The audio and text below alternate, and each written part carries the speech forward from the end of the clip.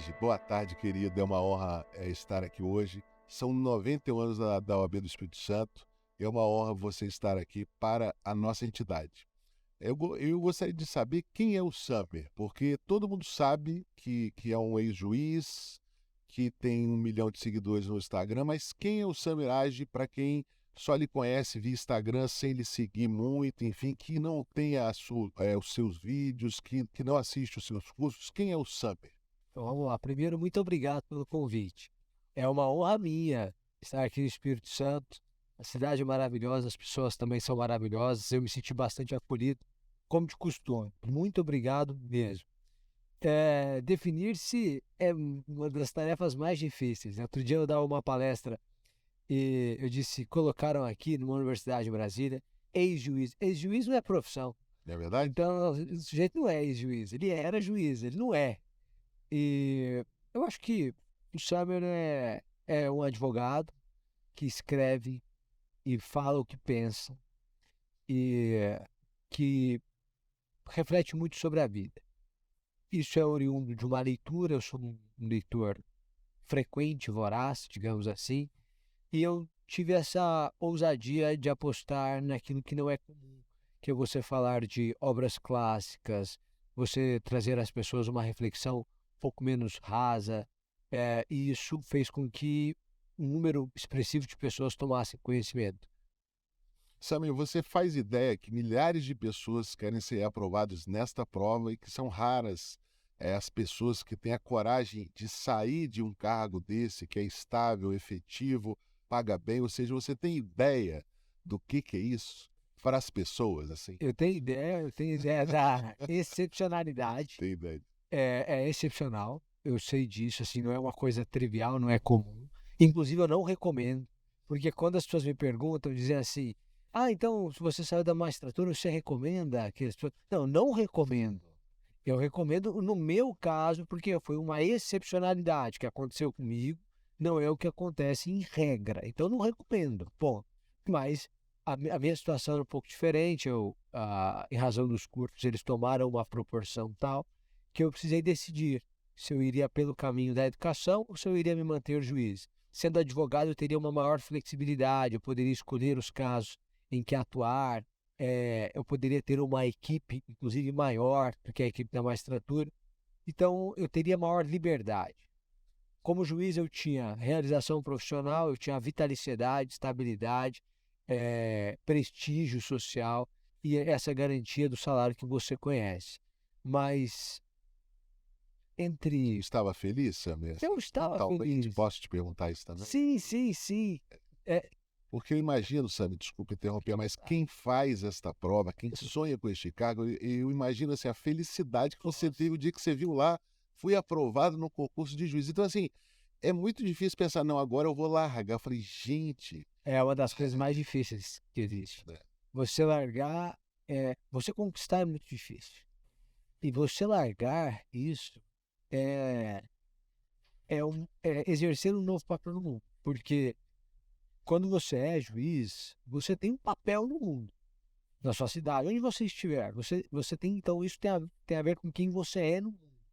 Então, quando você sai da magistratura, você passa a exercer um novo papel no mundo. E você abre mão de todas essas coisas, inclusive de sonhos que você já teve.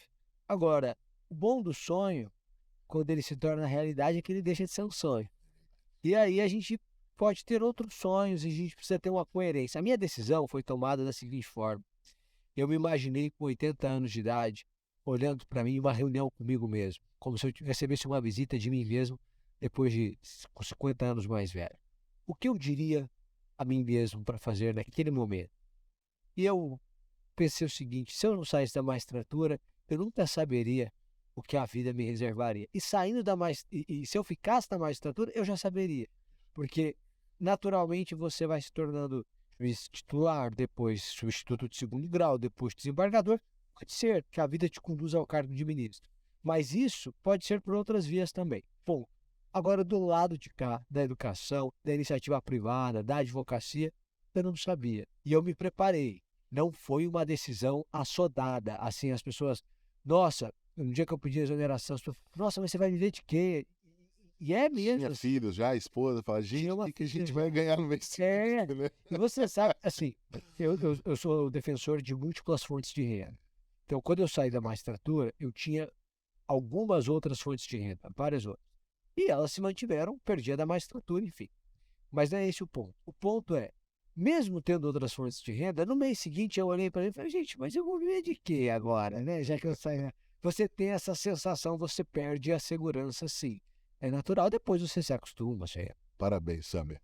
Sua advocacia hoje, Samer, se você realmente tem um escritório com prazo, audiência, estrutura, ou não? Eu Eu tenho, queria entender a vamos sua lá. advocacia hoje. Eu tenho um escritório com um sócio, que é o André Santa Cruz, que advoga em direito empresarial. A minha área é criminal. O André também pediu licença, ele é da Advocacia Geral da União, ele é procurador Teve essa federal. coragem também? Mas foi só licença. Ah, Falei para ele que o dele é sem risco. Se não der certo, ele volta, né? O meu não tem como voltar, a exoneração não volta. Mas ele pediu e ele toca o escritório. E aí dia a dia. isso. E ele advoga numa área extrapenal. É empresarial, ele é autor de direito empresarial, enfim. E eu atuo na área criminal. Só que eu tenho uma limitação do TJ, porque eu tenho uma quarentena a cumprir. São 3 anos sem poder atuar no TJ.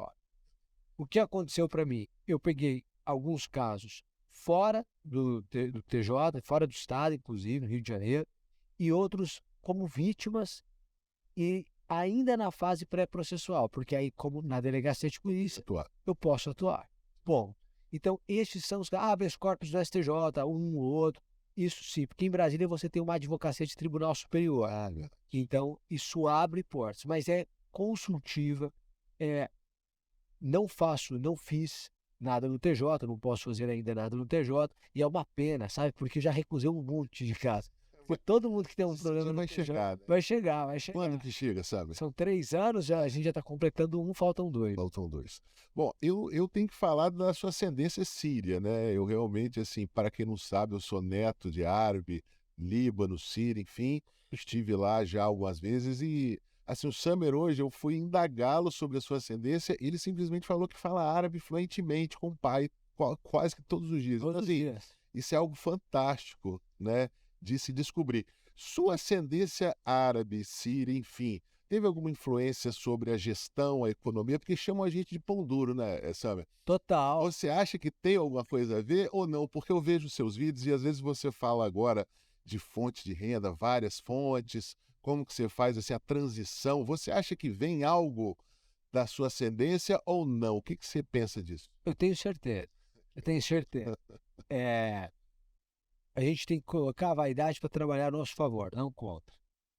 E às vezes a vaidade trabalha contra. Então você começa a ter despesas que não são necessárias e que lá na frente podem fazer falta na sua vida. Esse valor pode fazer falta. Então eu acho que esse background de família, de você procurar uma outra fonte de renda, de você poupar, de você investir, de você construir um patrimônio, é uma preocupação que vem desde sempre. Então eu ingressei na magistratura consciente de que eu precisaria ter uma outra fonte de renda, mesmo estando na magistratura. Então eu fui dar aula porque eu precisava ter 2 fontes de renda na minha cabeça, também, entre outros motivos, claro. E aí foi na educação que as coisas mudaram, mas claramente é uma origem familiar, totalmente. Tem a ver com a questão de árabe que guarda mais, que se previne mais, porque na minha família, desculpa abrir, mas a minha família ela veio muito pobre lá do Líbano. Quem era aí que não vinha. Quem era rico não via, né, primo? Então, assim, a minha família veio muito pobre e sempre teve o hábito de guarda, né? Você ganha, o meu avô ele falava uma coisa interessantíssima. Você é rico pelo dinheiro que você guarda, não pelo dinheiro que você gasta. Perfeito. Najib Jorge Risque. Beijo, vovô, lá no céu. Então, assim, isso vem na minha mente direto. Você é rico pelo que você guarda, você não é rico pelo que você gasta. Eu vejo gente ganhar 100 mil e gasta 200. Essa pessoa não vai enriquecer nunca. E vejo gente ganhar 10 e gasta 3. Vai enriquecer. Então, assim, meu avô era um libanês analfabeto. Provavelmente você tem isso na sua história ali perto, né, Sam?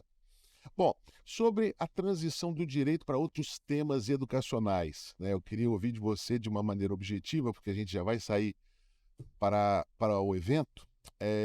Como é que foi essa transição? Porque o advogado e juiz às vezes tem direito de falar, tem medo de falar sobre filosofia, religião, vida.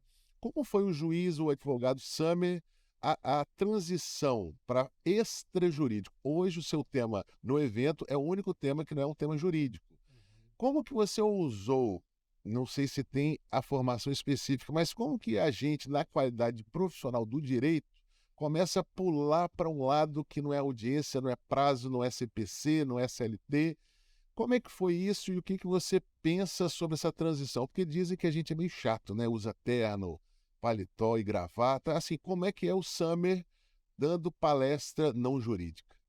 Bom, eu acho que eu comecei a publicar o que eu escrevia, o que eu pensava, e eu gosto muito de ler Machado de Assis, Fernando Pessoa, Jane Austen, William Shakespeare, essas George Orwell. E aí eu comecei, você vai lendo esses livros e você vai tendo pensamentos que são para além do direito, naturalmente. E eu comecei a publicar esses pensamentos. Então, no início, as pessoas que me seguiam eram eminentemente jurídicas, digamos assim, do mundo do direito. E depois alguém marca alguém, que marca alguém, que marca alguém, e as coisas foram ganhando esse mundo fora do direito, que eu, talvez hoje, 50% do meu público seja não jurídico, talvez até mais. Isso é muito interessante, né? Summer, eu vou lhe agradecer, não vou abusar, porque vamos ter o evento agora, né? Muito obrigado. Muito obrigado em nome da OAB do Espírito Santo e o microfone é seu. Eu que Tem uma agradeço. mensagem aí a todos e todas. Eu agradeço Combate. a todos vocês que se fazem presentes aqui neste momento, que de alguma forma destinaram tempo para nos ouvir.